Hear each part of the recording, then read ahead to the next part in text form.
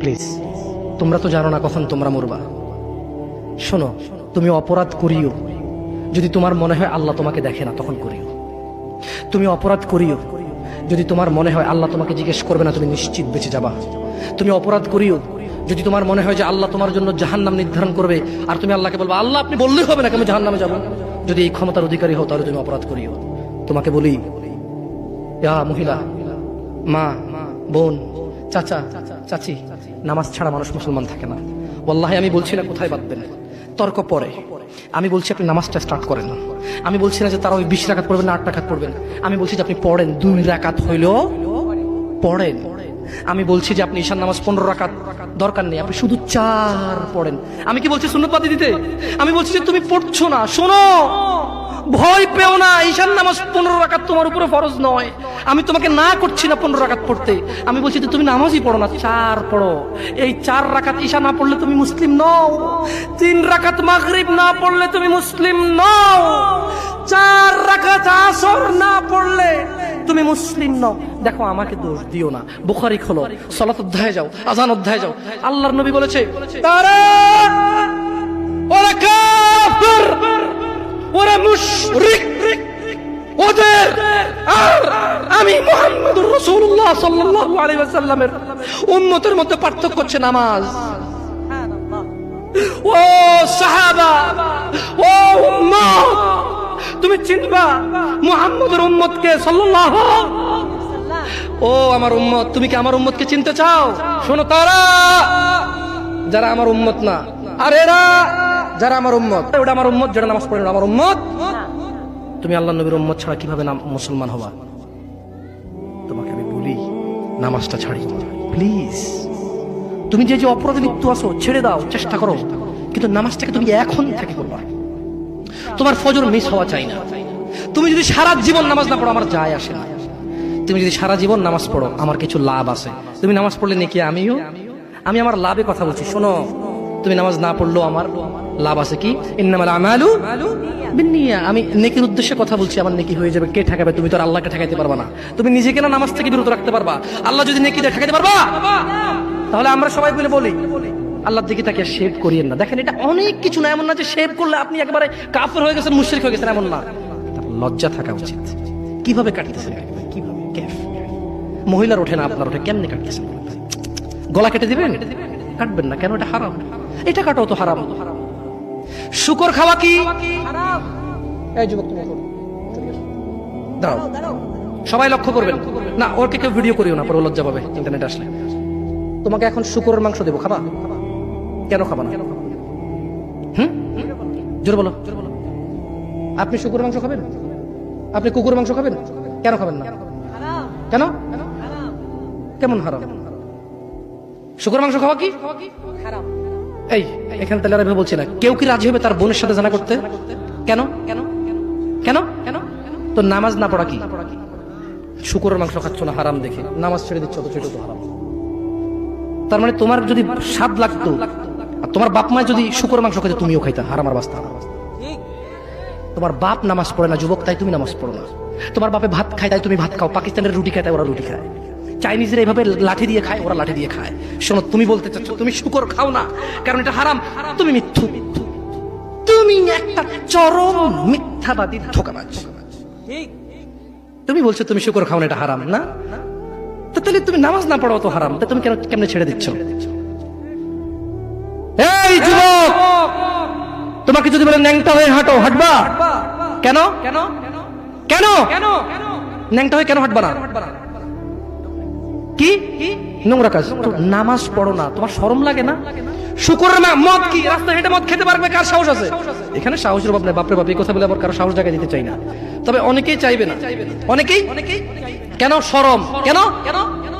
কারণ কেউ যদি রাস্তা দিয়ে হেঁটে হেঁটে মদ খায়, ওর সাথে কেউ মেয়ে বিয়ে দিবে? কেউ? আপনি রাজি হবেন রাস্তায় ভাবে মদের বটল নিয়ে হাতে হাতে মদ খায়, এর কাছে মেয়ে বিয়ে দিবেন? কেন? এটা নির্লজ্জ লোক মদ হেঁটে হেঁটে খায় ওপেনে। এই ছেলেটাই কিন্তু ওপেনে নামাজ পড়ে না, আপনি মেয়ে বিয়ে দিচ্ছেন। আপনি নাকি ধার্মিক? হ্যাঁ, চিটিং মেশিন। আল্লাহ, আমি আপনাকে বদনাম করতে আসিনি, কিন্তু আপনি মিথ্যুক, এটা বুঝে নেন তো। আচ্ছা, আপনাকে মিথ্যুক বলার পর আমার কতটুকু লাভ হলো? 2-4 লাখ টাকা যাবে ঢুকেছে, ঠিক না? আমেরিকা থেকে আসতেছে, না, আমি আপনাকে মিথ্যু বলে লাভ না, আমি আপনাকে মিথ্যু বলতে আসি নাই, তবে আমি আপনাকে বলি আল্লাহ ক্ষমাশীল, ক্ষমাকারী। ঠিক আছে, আপনি সত্য দাবিদার হবেন। একটা ছেলে প্রকাশ্যে মদ খেলে আপনি তার সাথে মেয়ে বিয়ে দেন না। একটা ছেলে প্রকাশ্যে নামাজ আদায় করে না। আল্লাহর কসম, এই পৃথিবীতে যত মদ আছে সবাই যদি একজনে খেয়ে ফেলে সে কাফের হবে না। কি হবে না? কিন্তু এক ওয়াক্ত নামাজ ছেড়ে দিলে কাফের। ঠিক, আপনার কাছে মদ খাওয়াটা আমি কি মদ খাওয়াকে ছোট করে দেখতেছি তার মানে না? এখন কিছু লোক বলে জামশেদ ভাই বলছেন নামাজ না পড়া অনেক বড় অপরাধ, আর মদ খা তুই পুরো পৃথিবীর সব খেয়ালা কিছু না। আমি মনে হয় এটা বলছি, ঠিক না? না, এরকম বুঝে ভাই, বুঝে এরকম অনেকে আছে বুঝে, এটা বুঝিয়েন না। আমি উদাহরণ দিয়েছি। শরম করুন। আপনি বাপের সামনে সিগারেট খেতে লজ্জা করে, বাপের সামনে বেনামাজি থাকতে লজ্জা করে না।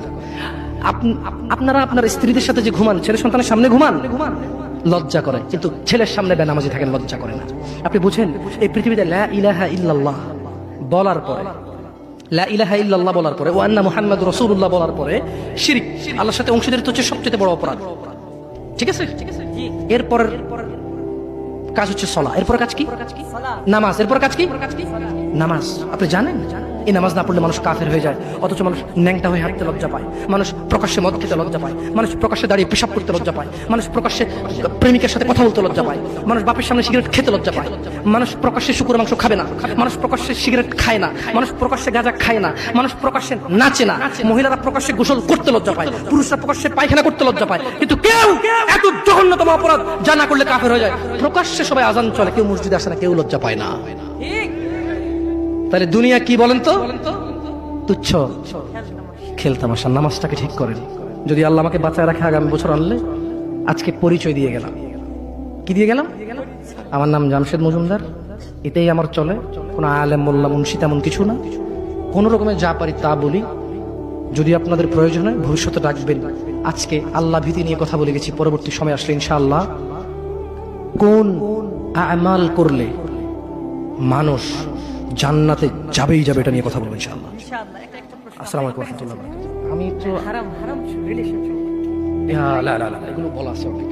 শিফ হারাম রিলেশন না, যারা প্রেম প্রীতি করে এগুলো নিয়ে, না না না, তাহলে এটা মানে পরকিয়া। আমাকে দেখেছি কই প্রশ্ন কোথায়? না, প্রশ্নটা লিখতে বলেছিলাম তো লেখা হয়নি। পরকিয়া করতে। আচ্ছা, একটা প্রশ্ন করি আপনাদেরকে। প্রশ্নটা হচ্ছে, এই ঘুকে বিসমিল্লাহ বলে খেলে হারাম হালাল হবে? কি হাসতেছেন? ঘু বিসমিল্লাহ বলে খেলে হারাম হবে না হালাল হবে? হারাম হবে। কেউ যদি জিনা করতে যায়, যদি বলে যে বিসমিল্লাহ আল্লাহুম্মা জান্নিবনা শাইতান ওয়া জান্নিবিশ শাইতানা মা রাযাকতানা, জিনাটা হালাল হয়ে যাবে? হ্যাঁ? কেউ মক্কা শরীফে গিয়ে কাবার পাশে বসে যদি মদ খায়, হালাল হয়ে যাবে? তো আপনার সাথে পুরুষের কথা বলা গুনাহ, পুরুষ মহিলার সাথে কথা বলা গুনাহ, তো এটা কিভাবে হালাল করবেন? একটা ছেলে বলতেছে যে হুজুর আমরা প্রেম করি, বিয়ে করলে হালাল হয়ে যাবে না? আমি বললাম বলদ, বিয়ে করলে তোর প্রেমটা হালাল হবে না, ওটা তো গুনাহ। তুই কবুল বলার 1 সেকেন্ড আগ পর্যন্ত এগুলো সব গুনাহ ছিল। কবুল বলছস, কবুল না বলে যে কাজ করেছিস আর কবুল বলে যে কাজ করবি, পার্থক্য হচ্ছে কবুল বলার পরে যতগুলো করবি এগুলো আর হারাম হবে না, কিন্তু কবুল বলার আগে যা করছিস সবই হারাম। হারামকে কখনো হালাল বানানো, হারামকে কখনো হালাল বানানো যাবে না। বরঞ্চ এটা করতে পারিস যে আমি হারামে ছিলাম, আমি এখন এটা হালাল করেছি, আল্লাহ তুমি আমার হারামটাকে ক্ষমা করো। হারাম কখনো হালাল হবে না। আসসালামু আলাইকুম ওয়া রাহমাতুল্লাহি ওয়া বারাকাতুহু। তাকে যখন বলা হয় মসজিদে এসে, সে বলে পরে। লিখে দে কবে কতদিন বাঁচবি রে তুই, লেখ। এই ছেলে লেখ। হাসতেছেন হাসতেছেন, ইন্না লিল্লাহি। সে বলে পরে। তার এই কথাটা মিনিং করে সে জানে সে কতদিন বাঁচবে, তাই সে পরে এক সময় সময় করে এসে দিবে। ইন্না লিল্লাহি ওয়া ইন্না ইলাইহি রাজিউন। কত বড় মারাত্মক কথা। হায়াতের মালিক কে? গায়েবের মালিক কে? সে কিভাবে বলে সে পরে আসবে? সে মাগরিব পড়বে না, ইশা পড়বে না, ফজর পড়বে না, সে মাগরিবে বলে কালকে ফজর থেকে পড়বো। সে রাতের গ্যারান্টি দিচ্ছে সে বাঁচবে। লিখে দে তুই রাত বাঁচবি।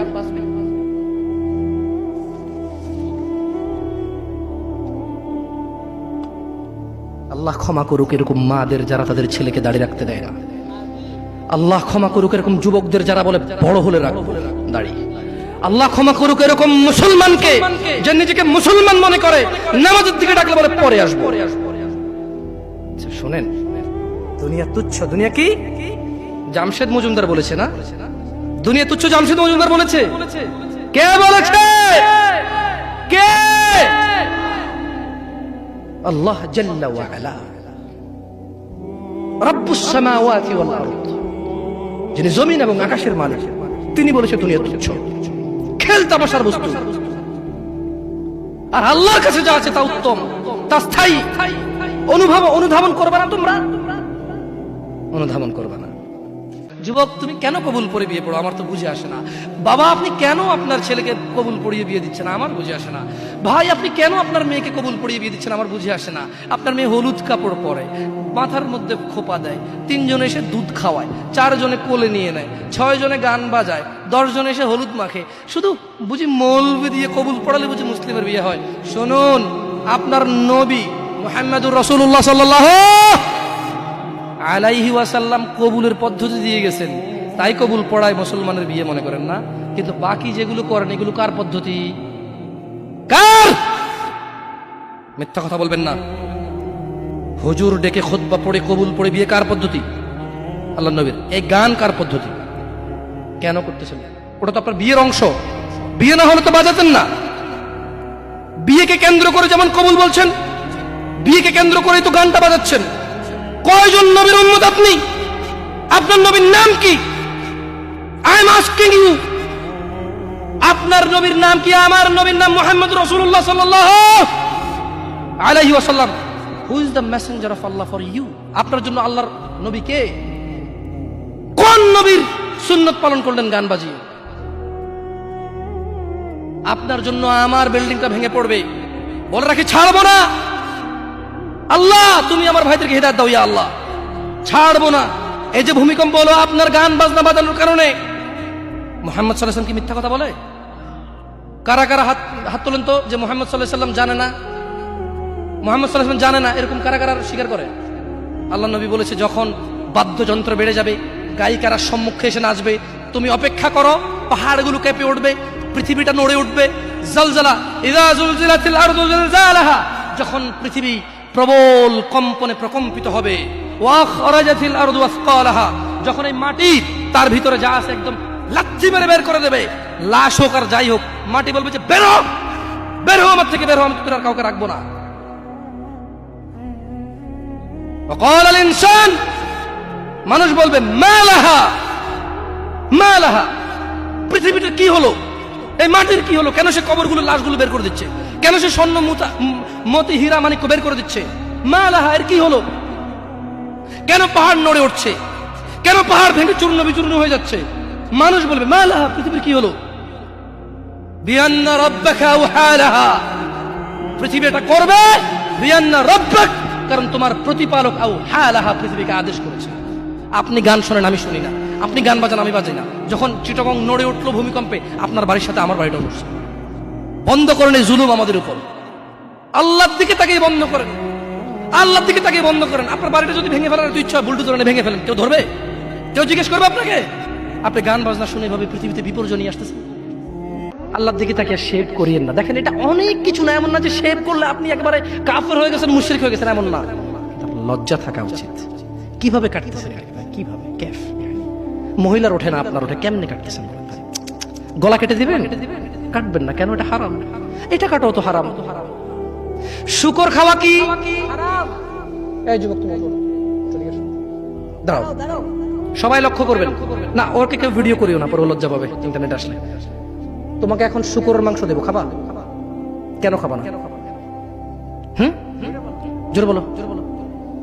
আপনি শুকরের মাংস খাবেন? আপনি কুকুর মাংস খাবেন? কেন খাবেন না? কেন? কেমন হারাম? শুকর মাংস খাওয়া কি হারাম? এই এখানে তাহলে আমি বলছি না, কেউ কি রাজি হবে তার বোনের সাথে জানা করতে? কেন? কেন? কেন? কেন? তো নামাজ না পড়া কি? শুকরের মাংস খাচ্ছ না হারাম দেখে, নামাজ ছেড়ে দিচ্ছ, তো সেটা তো হারাম। তার মানে তোমার যদি স্বাদ লাগতো, আর তোমার বাপ মা যদি শুকরের মাংস খাইতো, তুমিও খাইতা, হারাম আর বাস্তা না। তোমার বাপ নামাজ পড়ে না যুবক, তাই তুমি নামাজ পড়ো না। তোমার বাপে ভাত খায়, তাই তুমি ভাত খাও। পাকিস্তানের রুটি খায়, তাই ওরা রুটি খায়। চাইনিজরা এইভাবে লাঠি দিয়ে খায়, ওরা লাঠি দিয়ে খায়। শোনো, তুমি বলতে চাচ্ছ তুমি শুকর খাও না কারণ এটা হারাম, তুমি মিথ্যু, তুমি একটা চরম মিথ্যাবাদী, ধোঁকাবাজ। তুমি বলছো তুমি শুকর খাও না, এটা হারাম না? তাহলে তুমি নামাজ না পড়াও তো হারাম, তা তুমি কেন কেমনে ছেড়ে দিচ্ছ? এই যুবক, তোমাকে যদি বলে ন্যাংটা হয়ে হাঁটো, হাঁটবা? কেন? কেন? কেন? ন্যাংটা হয়ে কেন হাঁটবা না? কি নোংরা কাজ? তো নামাজ পড়ো না, তোমার শরম লাগে না? শুকরের মদ কি রাস্তায় হেঁটে মদ খেতে পারবে? কার সাহস আছে? এখানে সাহসের অভাব নেই। বাপরে বাপ, এই কথা বলে আবার কারো সাহস জায়গায় দিতে চাই না, তবে অনেকেই চাইবে না। অনেকেই কেন? শরম। কেন? কারণ কেউ যদি রাস্তা দিয়ে হেঁটে হেঁটে মদ খায়, ওর সাথে কেউ মেয়ে বিয়ে দিবে? কেউ? আপনি রাজি হবেন রাস্তায় ভাবে মদের বটল নিয়ে হাতে হাতে মদ খায়, এর কাছে মেয়ে বিয়ে দিবেন? কেন? এটা নির্লজ্জ লোক মদ হেঁটে হেঁটে খায় ওপেনে। এই ছেলেটাই কিন্তু ওপেনে নামাজ পড়ে না, আপনি মেয়ে বিয়ে দিচ্ছেন। আপনি নাকি ধার্মিক, হ্যাঁ? Cheating machine. আমি আপনাকে বদনাম করতে আসিনি, কিন্তু আপনি মিথ্যুক, এটা বুঝে নেন।